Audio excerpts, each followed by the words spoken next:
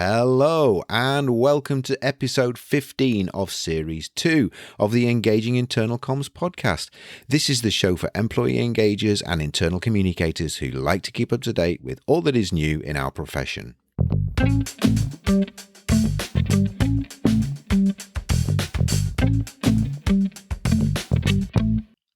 My name's Craig Smith from The Big Picture People. This is just another one of our short episodes that we fit in between our interview shows, which go out once every fortnight, and where we are sharing some of our resources with you and explaining a little bit more about them so you know what they are and where you can find them. So this is just really a recap show, where we're going to just look back over the 5 resources that we've shared over the last few weeks, where we can just sort of pull everything together for you and just remind you, if you've not already accessed the resources that we're sharing there, where you can find them and what they're about.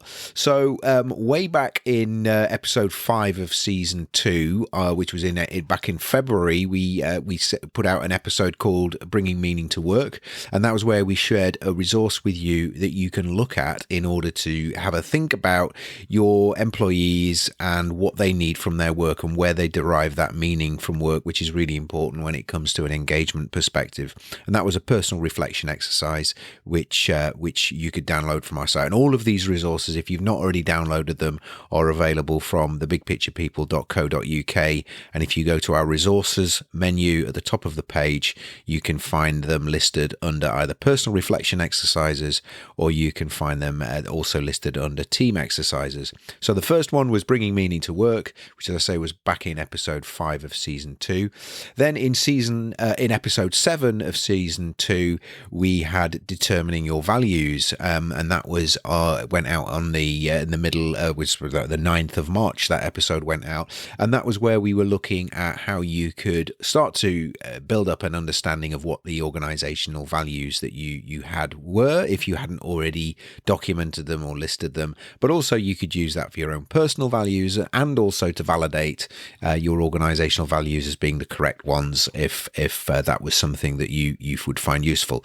And then we went on to episode 9 of season 2, which was where we looked at assessing your values, and that went out on the 25th of March 2021. All of these dates are 2021, and that was assessing your values, where we gave you a tool where you could actually just do some reflection around how fit for purpose your organizational values were. Were they instrumental? Were they relevant to your strategy, your direction of travel as an organization, and were they helping you to make better decisions? Then on the 6th of April, on episode 11 of this series of the podcast, we gave you a tool which could help you to look at how you could use stories to bring your values to life. And whereas the other 3 exercises were designed as personal reflection exercises, this is a team exercise, something that you can use with your team. And you could use the other 3 exercises with your team if you wish, but this particular tool was designed specifically to use with teams, to get them used to talking and sharing examples of your values in action. And that was all about using stories to bring those values to life. And then a fortnight ago in episode 13, I shared with you a tool that you could use again, which was designed to be used as a team exercise, where you could think about how you could better live your values and where you were living those values really well. And it was designed, again, something you'd use with a team to get them to identify examples of your values being delivered, but also examples of where you had some gaps to fill and what you needed to do less of, less of differently in order to be able to better deliver them. So it was a kind of a facilitation tool that you could use when you're looking at your values.